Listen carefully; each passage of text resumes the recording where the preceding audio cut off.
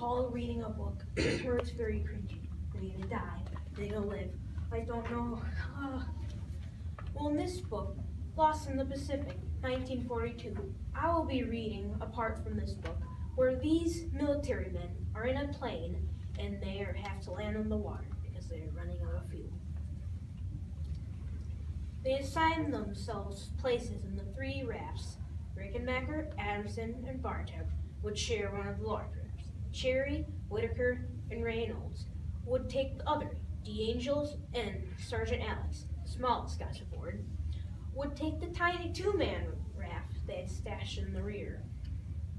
As they took their places, Bartek noticed that Adamson was braced against the bulkhead in an awkward position, and he was tempted to say something, but Bartek had never spoken to anyone ranked higher than a major. He wasn't about to give any advice to a colonel. At some point, as Cherry nosed the plane toward the sea, Rickenbacker and Adamson huddled in the back, already thinking past the landing. If they had missed Canton to the north, they could easily be within range of Japanese planes based in the Gilberts. Army intelligence had told Adamson about the truce serum the Germans had supposedly given to the Japanese. One shot in an arm and a prisoner spilled everything he knew. At least that was the story. Rickenbacker knew more than a few Allied secrets, not just about Pacific bases, but about plans for one of the biggest surprise attacks of the war. The Americans and the British allies were secretly preparing an invasion of North Africa, where the Germans and British had been battling in the desert for more than 2 years. Rickenbacker knew exactly when and where the invasion was going to happen. That information fell into Japanese hands. The results could be disastrous. He knew he couldn't risk becoming a prisoner of war. As the plane drew near to the water surface, Adamson and Rickenbacker made a pact. If Japanese planes found them drifting in their rafts, they'd throw themselves overboard and dive until they're drowned.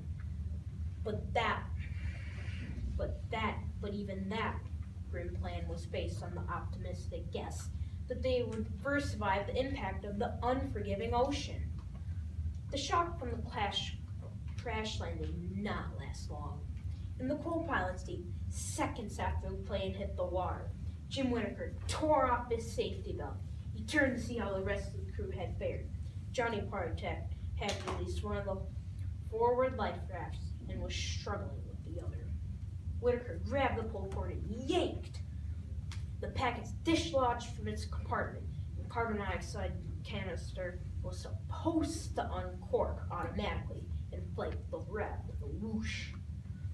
Whitaker could only hope that when he got outside, the raft would be floating on the waves, held fast to the plane by a length of cord.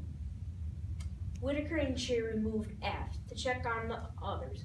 Miraculously, everyone behind them was alive. How long they would stay, that was unclear. The tail of the plane had cracked on impact and listed noticeably toward the ocean floor. Water was shin deep and rising in the main compartment. If they didn't move fast, the plane that had held them aloft for 15 hours would bury them alive 2 miles beneath the surface of the sea. They had 5 minutes, maybe less, to escape the wreckage, get into rafts, and cut themselves free. The next moments passed in a blur, and each move less a choice than an instinct. Adamson had wrenched his back, as Bartek feared he would. He was moaning in pain while he struggled to his feet. Reynolds had stayed at the radio till the last second, tapping out SOS. Blood poured from a gash in his nose as he wadded aft toward the hatch. Rickenbacker prodded Adamson through the topside hatch into the light, and it followed him out. Alex and Angel shoved the small raft out and climbed after it. Whitaker and Bartek went out the cockpit hatch. Cherry, the plane's captain, till its final moments, emerged last.